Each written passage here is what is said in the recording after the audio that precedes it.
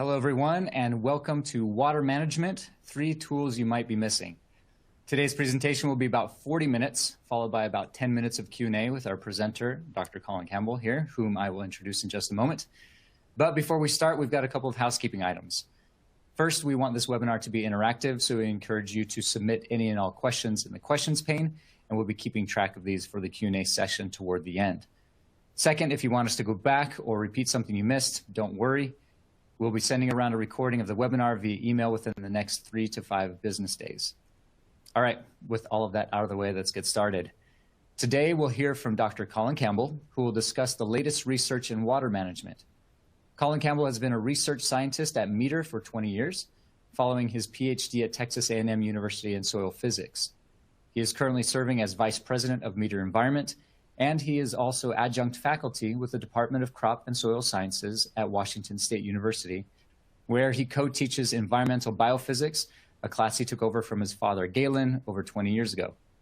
Colin's early research focused on field-scale measurements of CO2 and water vapor flux, but has shifted toward moisture and heat flow instrumentation for the soil-plant atmosphere continuum. And he was recently named a Fellow of the American Society of Agronomy. So without further ado, I'll hand it over to Colin to get us started. Thanks so much, Brad. And it's great to be with you, all of you here today. Talk about a topic that I think a lot about and certainly has challenged me personally to learn and grow quite a bit more. So in today's seminar, what I'm going to do is just talk about a lot of the things that we've been learning lately and try to put it together in a total picture of where we're going in thinking about water management and highlighting some of these tools that maybe you're missing. And I think we were too. But before I get started, I want to tell a little story about Ignaz Semmelweis and puerperal fever. Now, I was thinking about this a little bit and read a story in a book called The Outward Mindset by the Arbinger Institute that talked about Dr. Semmelweis. He worked in Vienna Hospital back in the 1840s, and these hospitals were birthing clinics that they put together so women could come in and have babies essentially for free.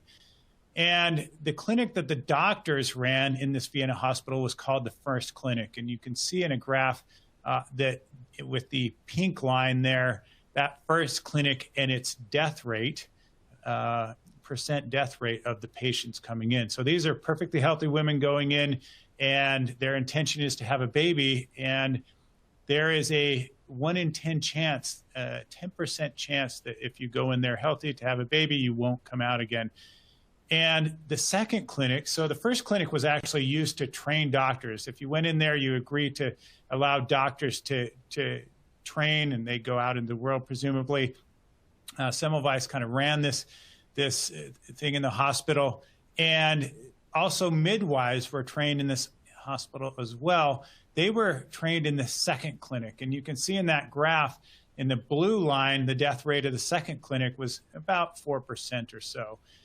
You see from this graph that clearly if you went into the first clinic and got seen by doctors, you had a 2 times greater chance to die before you came out. And this was shocking to Semmelweis, and he looked all over for the problem. I don't have time to detail this. I'd encourage you to go read this story because it's so interesting.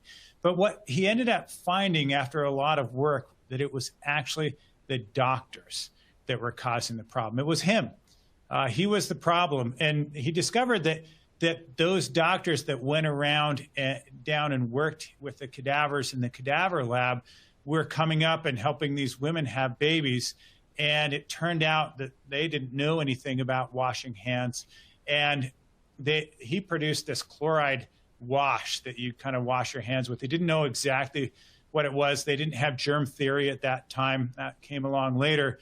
But he discovered this hand wash this chlorine hand wash would essentially make it so the death rate in these hospitals, as you see in the second graph on the right, there about 1847, the death rate dropped from over 10% down to much less than 5% and down to 1% eventually, which was just amazing. That he essentially found that the doctors were the problem.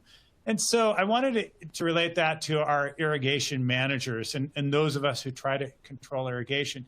The intention of irrigation systems is to get healthy crops and optimum yield or performance, depending on what we're working with. Maybe we're growing crops, maybe we're just growing turf grass, but whatever that is, we're focused on trying to get healthy crops, optimal performance.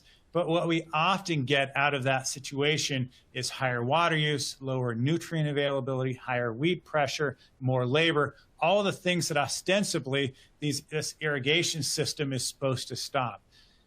So the goal, obviously, for us in this case is to minimize water, fertilizer, labor, herbicide, all these things.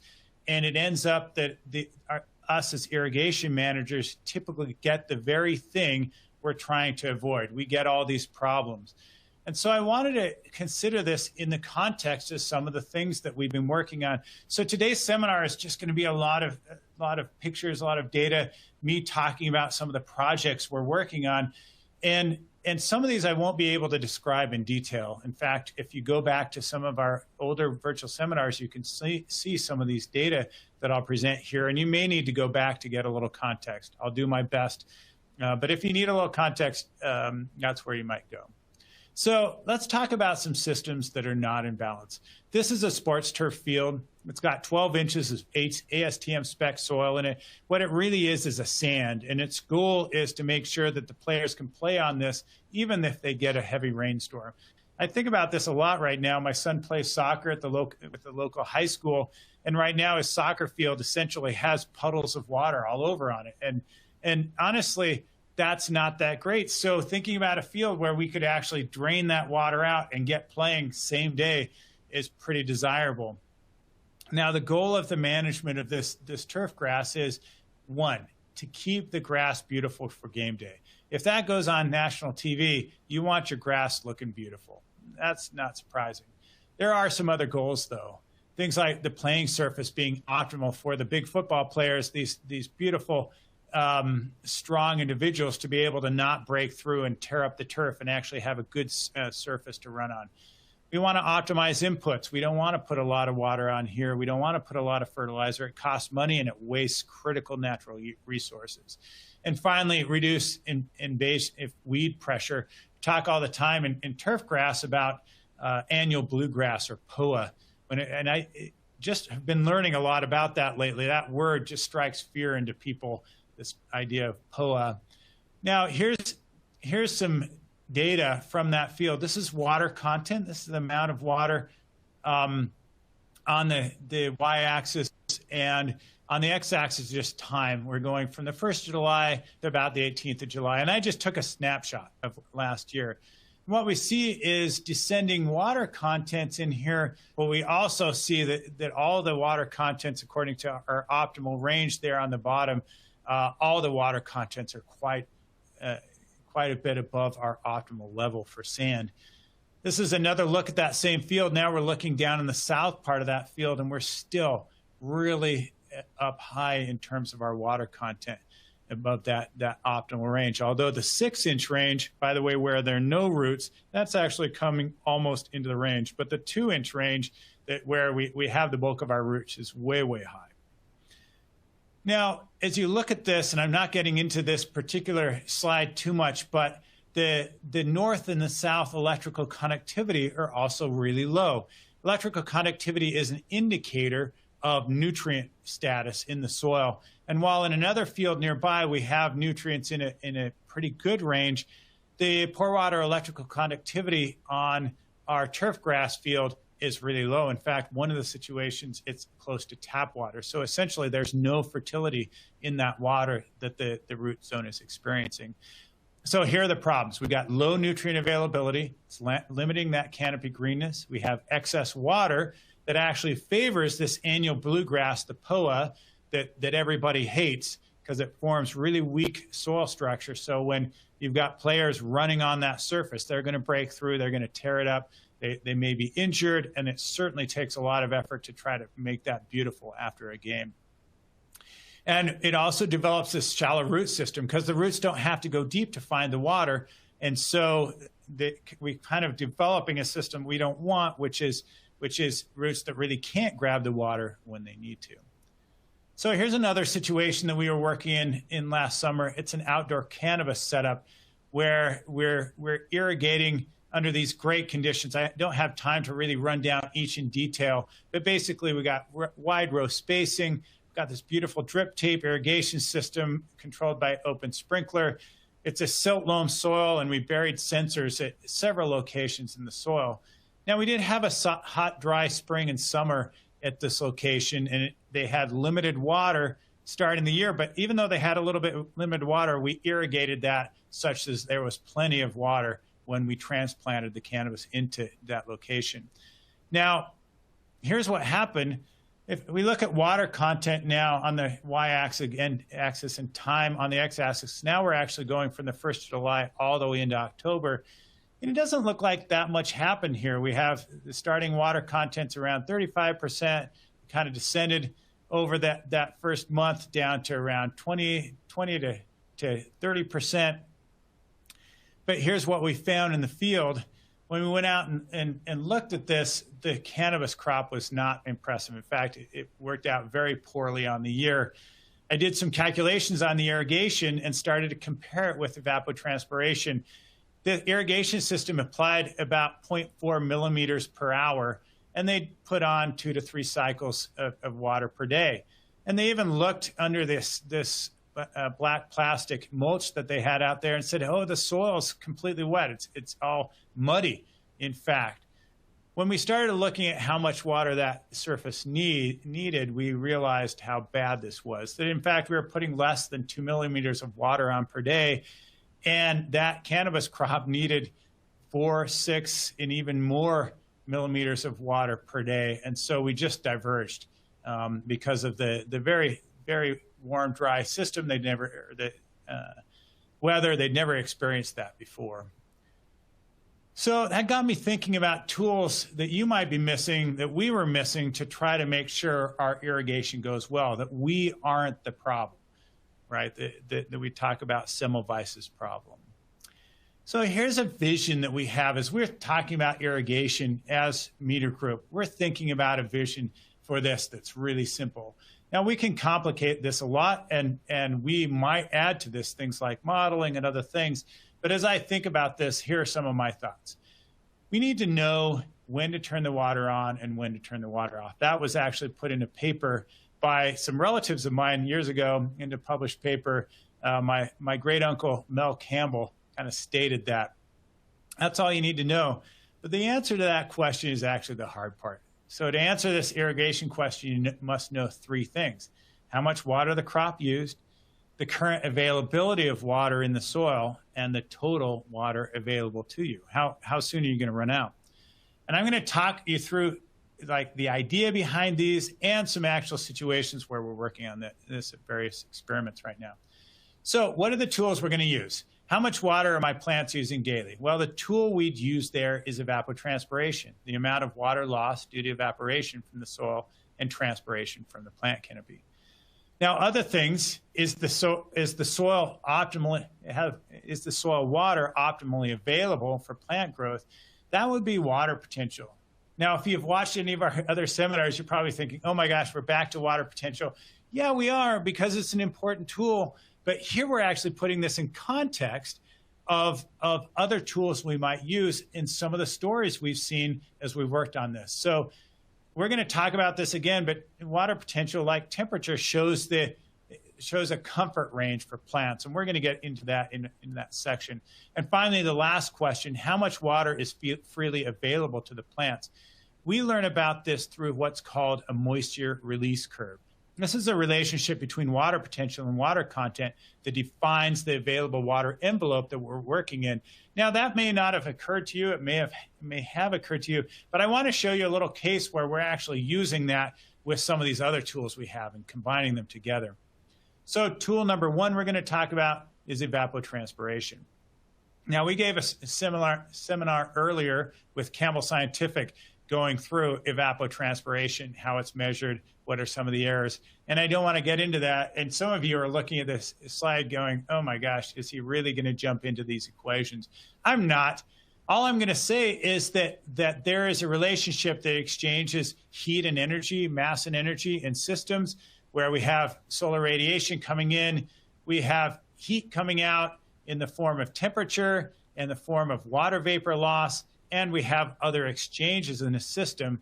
And we can make that, we can use an equation actually to solve this. I'm going to see if I can bring up a pointer. This is a new system for me. So up here is an equation, lambda E. That is our Penman-Monteith equation, our evapotranspiration equation, that senses other energy exchange in the system to figure out how much water is being lost, both in evaporation and transpiration. Now, that equation in and of itself doesn't help us, but this is actually this right here. That's supposed to be a lambda, not a small l. Lambda EO, that is our evapotranspiration here, but we can't directly measure it very well, so we're going to compute that from a crop coefficient. We're not going to go deep into there. We can talk about that in another virtual seminar. And this lambda E0, that's our reference evapotranspiration. So we get our evapotranspiration through a couple of steps here, and then we actually can use that to schedule irrigation. So how might we do that? That's one of the biggest questions we get asked. So that's a big, long word. It has a big, long equation. What do I need for it? Well, the reality is you only need solar radiation coming in, you need wind speed, you need temperature, and you need relative humidity measured at your site. And so here, for example, right on the left side, this is our Atmos 41 all-in-one weather station that you can use. And then we use that, and it measures all those parameters to calculate the evapotranspiration of a system by knowing that crop coefficient. And there's long pieces of literature on calculating crop coefficient. If you want to look at something to read, the FAO 56 manual's out there online. You can go look it up and start learning about crop coefficients. Okay, so out of a system like that, what do we get? Well, here is ETO, right up here. This is a graph of reference evapotranspiration on the y-axis, and on the x-axis we have time. And this is actually over that same time period as our outdoor cannabis experiment I showed you earlier. There are a few things I want you to notice about this graph. We've got great numbers every day of how much water would be lost by a reference crop. This reference is a 12-centimeter high grass that's well watered that completely covers the ground. Now, our cannabis was not that, but over the season, as it grew and started to cover the soil surface, it's actually mimicked this grass canopy. So here in the early season, you see that 6 millimeters per day. That was what reference ETO there was. But it wasn't actually what the crop was using, because the crop was still actually very small. We needed to multiply that by the crop coefficient, Kc, to get our actual value. So at that time, it was around 1 millimeter per day, but it was quickly growing. So by the end of July, our canopy was nearly closed. So we were actually needing that full 5 millimeters per day, and we were only putting on that 1 to 2 millimeters a day. And that's where we got that discrepancy where our water content dropped. And we'll show some data from there later. The thing that you also should notice is that during the summertime where we had these hot, dry conditions, we thought that down toward August, we'd need more and more of this irrigation because it seemed hotter and drier to us. But the actual pull of water from the system wasn't nearly that. As we see later in the summer, and even in late August here, we dropped from 6 millimeters per day on average down to around 4 millimeters per day. This is something maybe you didn't realize, again, would lead to over-irrigation. I certainly hadn't kind of conceptualized this in the same way. Someone asked me, well, why does this happen that way? And of course, we know that solar radiation is one of the main, is the input of energy into this system, and that peaks in June. And so it shouldn't surprise us completely that this is in a very hot, dry summer. We just almost never had clouds in the sky during the summer, that would look like that. Okay, so reference ET is pretty awesome, but here's the problem. I was thinking about this in the context of of this. Let's see if I can get this graphic to go. And you know what I need to do? I need to go turn my pointer off. Let's see if this works. So reference ET essentially gets us to drive the car in the right direction. Oh, maybe if I hit that. That's it, Brad. There you go. I'm new to this system, so I'm just learning on it. So it's like driving a car down the road. Reference ET tells you that you're going in the right direction, but if you're not going in between the lines, it won't help you there. Maybe you're on the wrong side of the road. Maybe you're driving off in the weeds on the side of the road. It will help you be super consistent about that, which is great. If you're in the weeds, stay in the weeds. I guess that's not how we go with that. But it will keep you very consistent. And maybe you want to see an illustration of that. And I saw one last summer in our data. So we're going to jump over here to our practice field. This is another field that we were measuring in. Again, we're back to this grass, growing beautiful grass. I think you'll agree this field is the picture of health and vitality. This is actually grown not on that sand I was talking about, but this is in a native silt loam soil. And it's under reference ET control only. So and it's a grass. So it's that 12 centimeter high grass. It's perfect for our ETO condition. So here's what we got out of there. The practice field water content. So the water content is on the y-axis, and the time from July 1st to July 18th, that's the same time as that other turf grass data I was showing you. That's on the x-axis. And what we see is some phenomenal consistency every single day. They irrigate and they come to exactly the same value. And the ET for each day was different. And so getting to stay this consistent just is an illustration of what I was showing you in the last slide, which was that it's keeping you on some side of the road. But we are getting, if you look really closely where I'm showing you some of these pointers, you can see back behind there, the deepest sensor, which is now at 12 inches, where I promise you, there's no roots down there. That's still getting increases in water content. And that suggests we're using a little bit too much water. We really don't have any indication of how much that might be, if that's a real problem, et cetera. And so with ET control, we're doing great on there, but we're not doing good enough, which leads us to our second tool, which we're going to talk about, which is water content.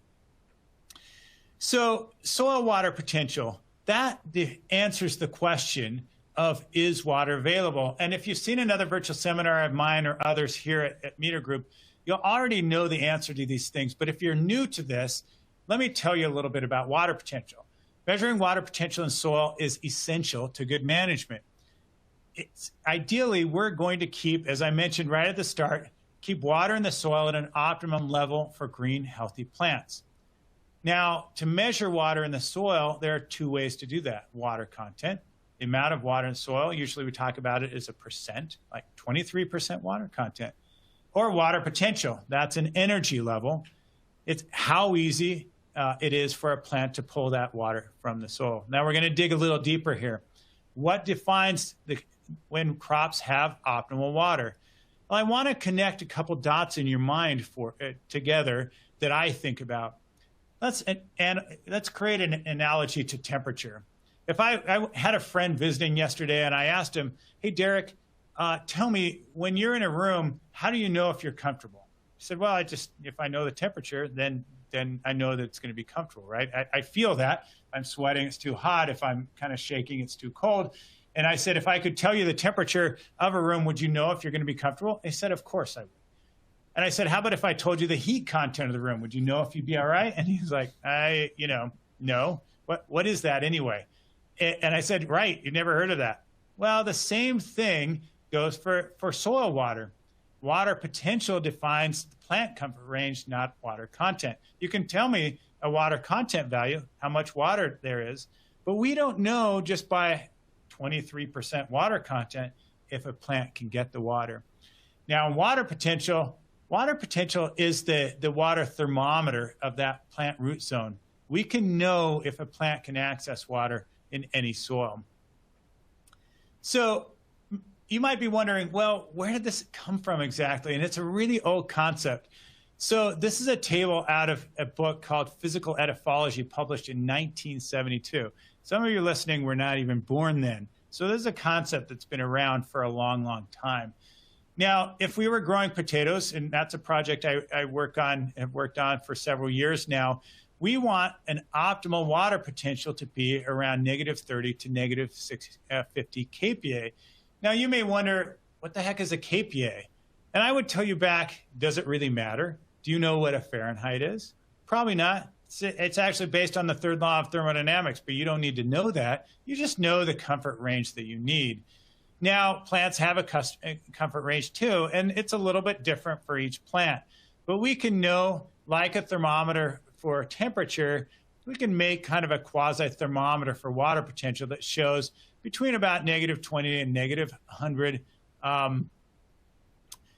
kilopascals, plants are comfortable. As we get way down to -1,000 kPa, we get into a serious problem with plants. And that goes for any soil. Now, people will say, well, I think it is soil dependent, and we'll get to that. Yes, soils do have an envelope that they operate in, but water potential defines half of that, and we'll talk about why.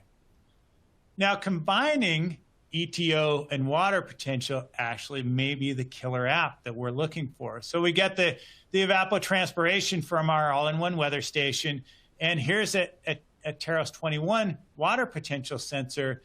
When we combine these two, it actually contains some power that wasn't there before. And let's talk about that.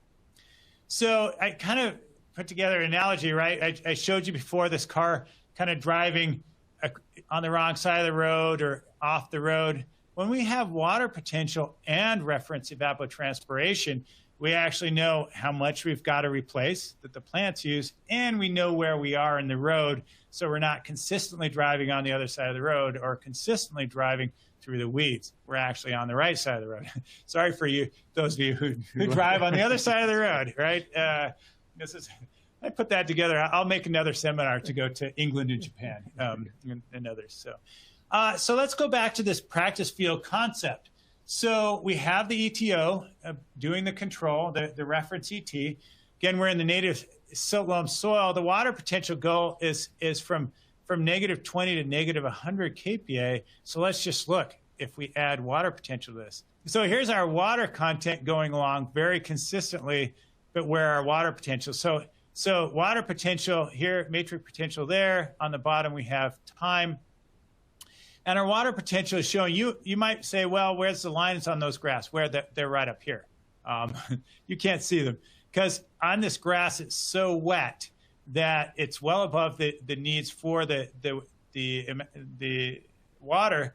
And essentially, we got this situation over here where we're just filling that glass full to overflow all the time, and it's just going through the root zone, which obviously has challenges. So we can talk about available soil water. Again, this is a Terros 21 Gen 2. That's a sensor that meters cells to measure that. Here's us installing these in a potato field. This is one of the first experiments we did on this. Some of you may have seen this before, but the cool thing was that summer we really got educated on how important it is to dial this water potential in.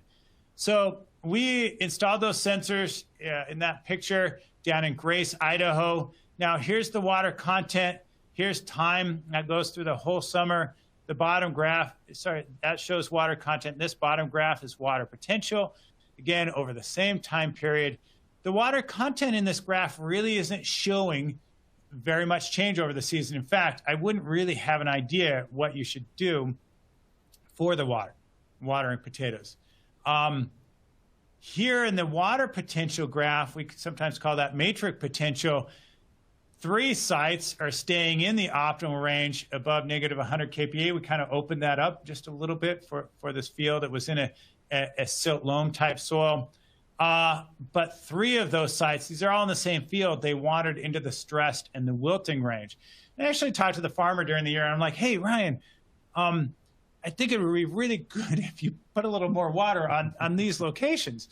And he said, well, I went into the field with my shovel, I dug down, and look, there's water there, okay? I said, okay. And he said, it's your sensors. And I'm like, okay. Sometimes it is sensors. So maybe we installed them poorly. Then after the season, I showed Ryan these data from the stress and the yield. So here's yield on the y-axis, and here is days below negative 100 kPa, so days outside the optimal range of water potential. And I said, to my way of thinking, as I looked at this graph, we can see a pretty clear relationship of when you're low on your water potential, when you're outside that optimal range, and for longer periods of time, you get much lower yield. And he said, oh, okay. and his next step was to start measuring this in all his fields. And we'll probably do another virtual seminar on this. He sent me some data this year on ROI from doing that just out of the blue. He said, oh my gosh, life is so good measuring water potential, which is great. Here's another situation measuring ETO. This is in potatoes again. It's a different location near Rexburg, Idaho. This is evapotranspiration, reference evapotranspiration, and precipitation irrigation.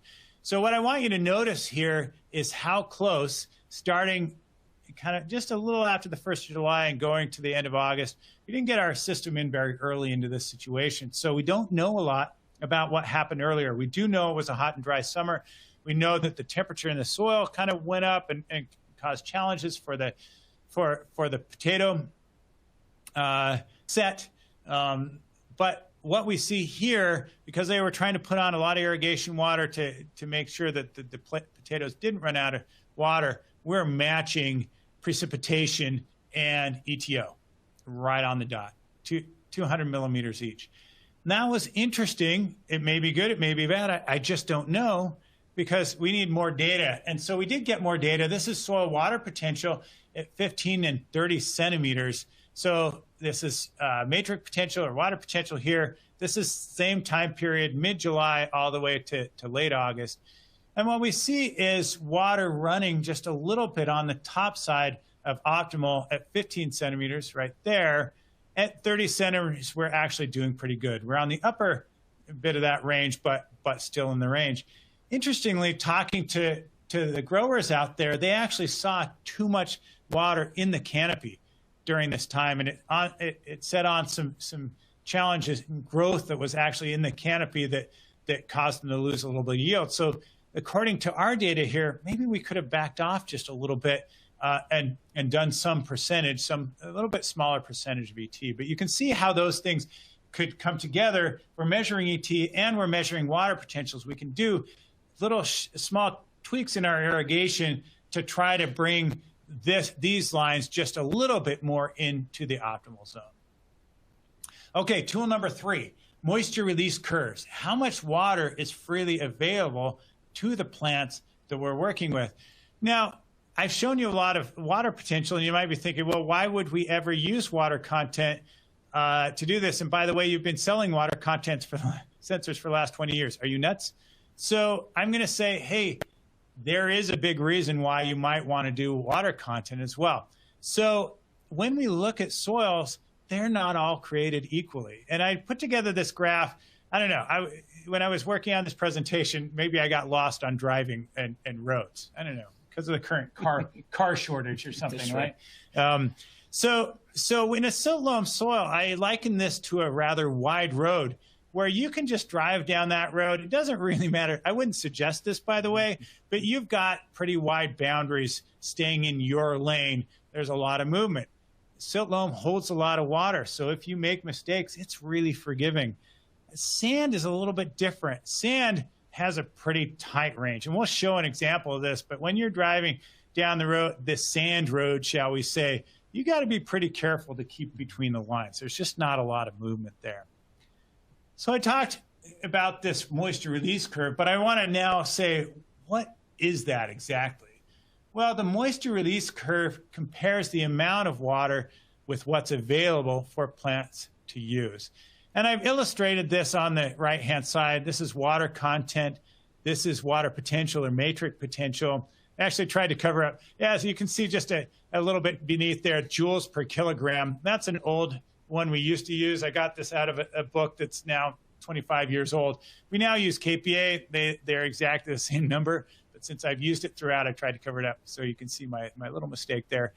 But you can see there's a very different relationship between sand, loam, and clay in terms of the water content and its energy state, or the matrix potential. So at 20% water content, there would be absolutely no water available in the clay. Down at negative 200 kPa, at 2000 kPa, that's beyond wilting point.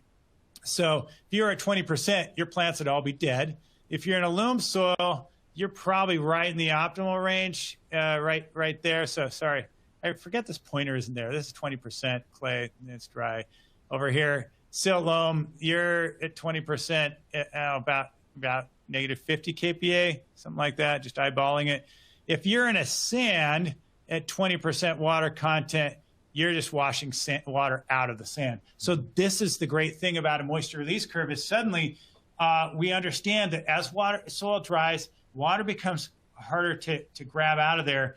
And these moisture release curves describe that relationship for these different soil types. So suddenly we've got a giant picture of what this looks like. And several years ago, I did this in a sand.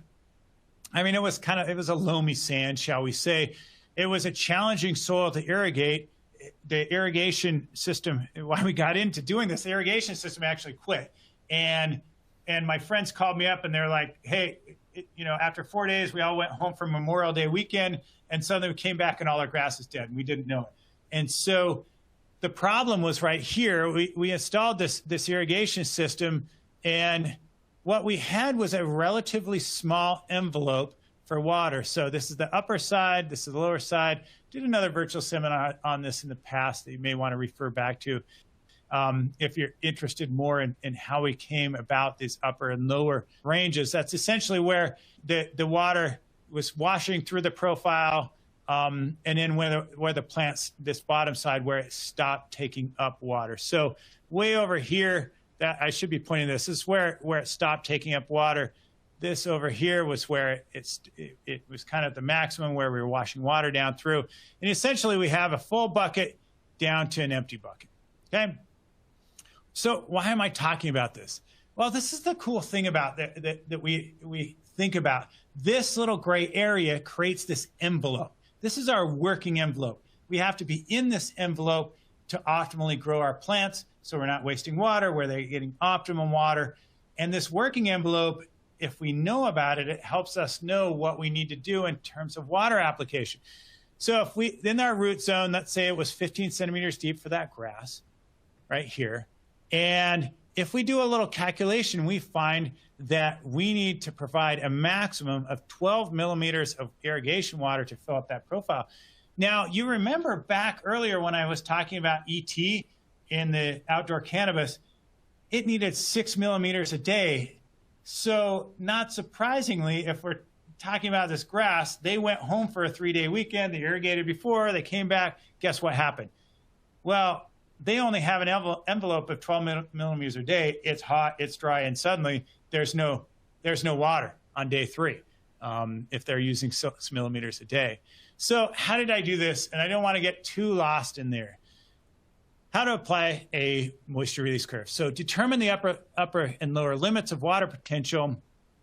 And this actually is important for individual crop type that you're using. I showed this for that turf grass in sand. We've got to do that for whatever crop and soil we're in, because we have to find these upper and lower ranges like I talked about earlier. 2, find the water content values for the upper and lower water potential limits. 3, determine the plant root zone depth. I call this the Z, the depth of the root zone. And then 4, take the difference in water content and multiply by the rooting depth. So our maximum irrigation is very simple calculations down here. Upper and lower limits of water content times the root zone depth, and we come out with this 12 millimeters of irrigation that we need to go from all the way dry, and we don't ever want to get down there to all the way wet. But we can certainly see why that might have happened. Okay, so let's just look at that picture we talked about before. Again, that 6 millimeters a day going down to 5 millimeters a day. This is how much we're estimating from reference ET as being lost from the crop. And in that root zone, we just did a great calculation where we know how much that root zone will hold based on the upper and lower limits driven by water potential and derived out of water content. And then we get to this cannabis irrigation. I mentioned, hey, I'm going to get back to this example. So I showed you only water content in that example, but here's the roots for that the water potential here for the cannabis irrigation. So again, matrix potential here all the way down to permanent wilting point, negative 1,500 kPa. And because they were putting on so little water, because they weren't matching their irrigation system with ETO, and they weren't paying attention to the matrix potential here, they got all the way down to wilting point. Now, the incredible thing is that cannabis as a plant has not been studied a ton, but apparently it pulls out water all the way down to the permanent wilting point, which is amazing. But it also is not that great because it has to work really hard. Instead of putting on biomass and preparing for the yield, it's just fighting to stay alive. And so we're reducing biomass. We may be bulking up flowers potentially, so that could be a good thing. But if you're not managing it right, that's a problem. And here, the grower is like, I see that you're right. We are way, way below. I'm going to irrigate like crazy. So he did for one day, but didn't keep on it. So that's the kind of thing. That's the system out of balance. We can overwater, but we can also way underwater. That's why we need these tools, essentially. So in summary, irrigation may be hurting the very plants we're trying to help, like Semmelweis. They thought the doctors were there. They'd be the optimum way to help these women have children, but they were killing the very people they were trying to help. It's just so sad. 3 potential tools that could help improve plant health and resource constraints are what I talked about today. First, evapotranspiration. It's a great start, but it's not enough. It'll keep us on the road, but we don't know where. It's on the road, I guess. Near the road, somewhere around the road. Combining water potential with ET can keep irrigation between the lines like I talked about. It's a really cool concept. And finally, moisture release curves can show that envelope we're needing to apply so we always stay in that optimal zone. So when we're planning irrigation, we're not doing dumb things like, hey, we don't mind if the irrigation system goes off for a while. It won't matter. It might matter depending on if you're in a silt loam or in a sand or something like that. And that's all I've got. All right. Thank you, Colin. We'll steal this right here. All right. So yeah, we've got, we'll probably take about 10 minutes for questions now. I'm going to pull up the Q&A pane here.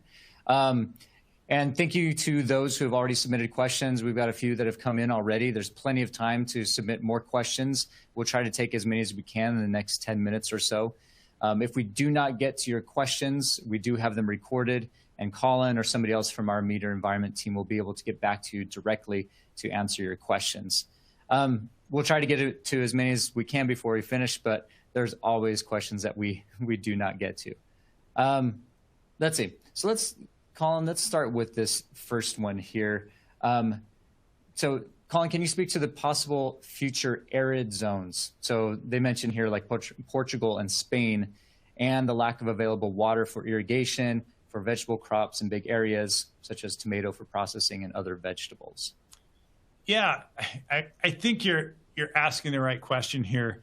We've got a challenge with fresh water. You see it in the news, you see it all over the place, and I think we need to consider how to move forward to maintain those resources. I was talking to this farmer friend of mine, and what he was telling me is, look, fertilizers doubled in price or more, maybe tripled in price in the last year.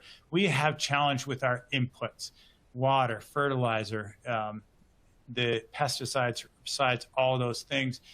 And, this isn't just a giant hammer that's going to squash all those things, right? But if we can create water in balance in these systems, like they're becoming more arid because of climate change, like Portugal, Spain, here in the west coast of the United States, if we understand our systems better, and if we make better measurements, pull them into kind of our understanding of how to irrigate and then improve those things, we can continue to irrigate zones that have all this water pressure.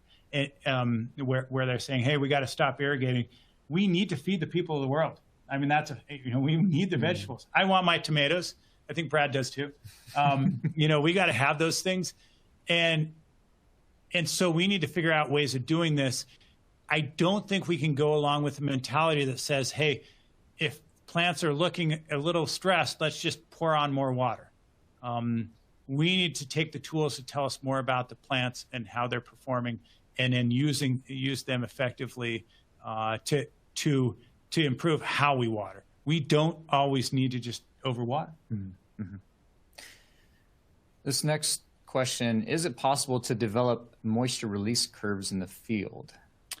Yeah, great question. This is actually one thing that I was thinking a lot about. So the data I actually showed you from that grass, where I actually developed that water envelope,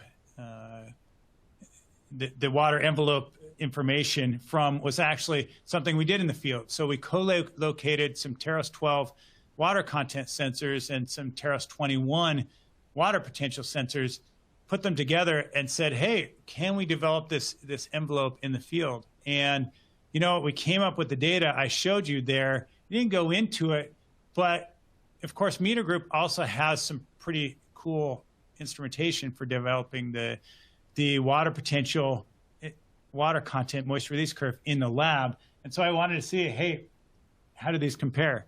And so we actually did go into the lab and put together some data. I didn't mention it in that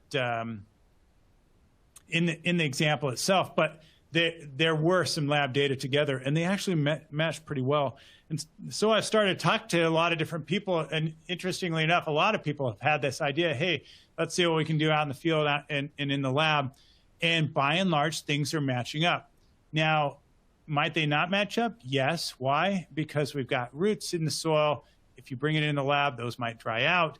We might be compacting our samples. There are many things that we might not have those sensors close enough together. They might not be responding at the same time, which is true. Water potential sensors are slower to respond than water content sensors. So might they be different? Yes. What are we seeing so far? They're pretty, they run nicely together. All right. Okay.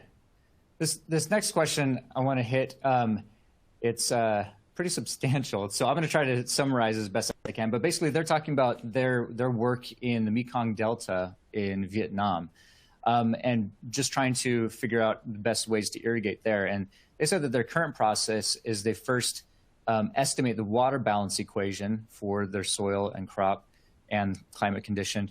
They then estimate the crop water requirement or evapotranspiration for that season. Then they make a soil water characteristic curve, then determine the total readily available water, and then they irrigate based on certain thresholds. Again, and this individual says this does bring in quite a bit of uncertainty into this situation. So what are some of the, I guess, what are some of the pros and cons to modeling versus direct measurement, and how can the two work together? It's funny. My career has mostly been spent on measurement and designing instrumentation for measurement and in doing field measurement. My father spent a lot of time modeling, and I do teach modeling, but he actually implemented some of the models that some of you might be working with. And it's been interesting to talk to him. I came in with a bunch of field data not so long ago, and was like, oh man, I gotta figure out how to do something with this. I don't remember what it was. And Dad said, hey, have you modeled it before? Have you done any modeling? And I'm like, why would I ever do that? I'm measuring.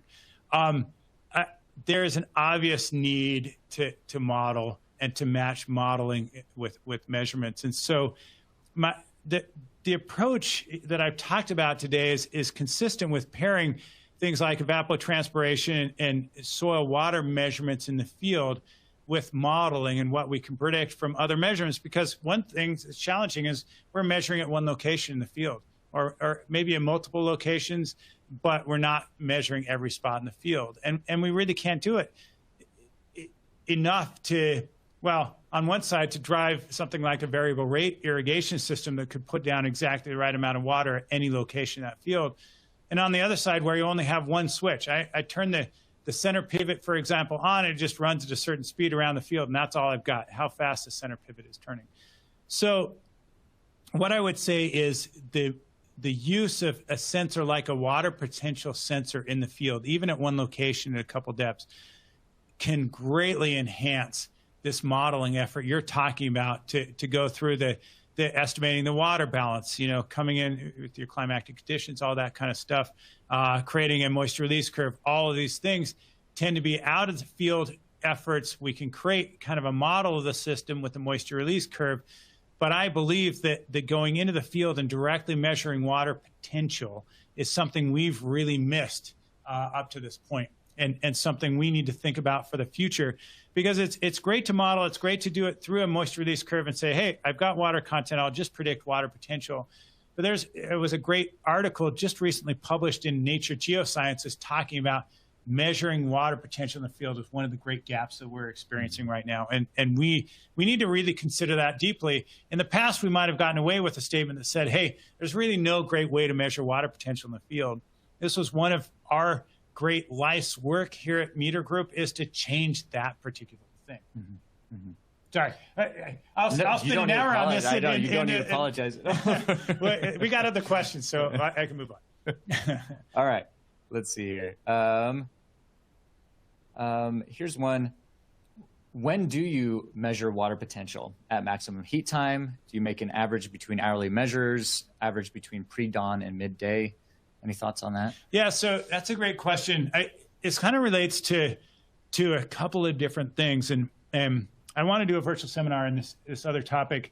It's kind of referring to two different water potentials. There's a water potential of the plant, and there's a water potential in the soil. That water potential in the soil is really heavily buffered, day and night. So we don't see a lot of swings, except when it gets really, really dry. There's a little bit. But I was showing you water potential for a lot of the stuff we're working on, and you just don't see day-night swings. You do see day-night swings in plant water potential. And we did some measurements with a new sensor that's out there by a company called FloraPulse, and looked at some of their data in trees, for example. And the FloraPulse measurements, in the stem of a plant, those were highly connected, especially in the day with the evapotranspirational demand, the vapor demand. And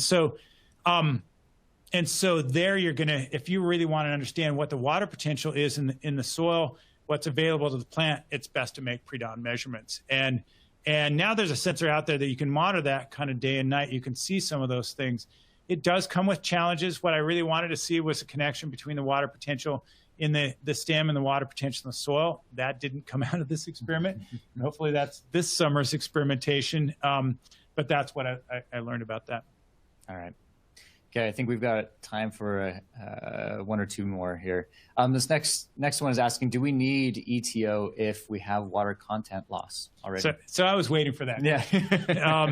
And so the answer to that is kind of no, but kind of yes. I certainly can get away with just putting water potential sensors out there in ETO. That's why I presented those as tool 1 and tool 2. The thing that you don't, with ETO, you still have this crop coefficient in there that's still not that easy. And some people will argue very persuasively, like, I don't need ETO at all. I'm just going to measure water content and water potential in the soil. It should be the same. The water use out of the soil should be the same as the water use that ET's picking up. And what I would say is, yeah, I understand, but what I've seen so far is that I really like to bury a water content sensor out there with the water potential so I can see the moisture release curve. And typically in our studies, we don't see a need for an Atmos 41 in every field. We see a need of Atmos 41, let's say, in a 15-kilometer radius. Mm-hmm. And so what I would suggest is putting a single Atmos 41 out there to get your ETO for several fields, for many fields in the area, and then use your water content in that specific field to fine-tune some of these things. And especially as we talked about modeling, which I said, I never do. Right. This is where the modeling probably is going to start helping out to pick out those inconsistencies. Just a lot of the stuff I'm analyzing, just me, and we need to pick out some of those inconsistencies. All right. Okay. I think we are out of time for now. For any of those who want to squeeze in a question, get it put in. Again, for those questions that we did not get to, we do have them recorded. And again, Colin or somebody else from our Meter Environment team will be able to get back to you to answer your question directly. Thank you again to everybody for all your great questions. That's going to wrap it up for us today. Thank you for joining us, and we hope that you enjoyed this discussion, I think as much as we did here. Please consider answering the short survey that will appear after the webinar is finished, just to let us know what types of webinars you'd like to see in the future. And for more information on what you've seen today, visit us at metergroup.com. Finally, look for the recording of today's presentation in your email, and stay tuned for future Meter webinars. Thanks again, stay safe, and have a great day.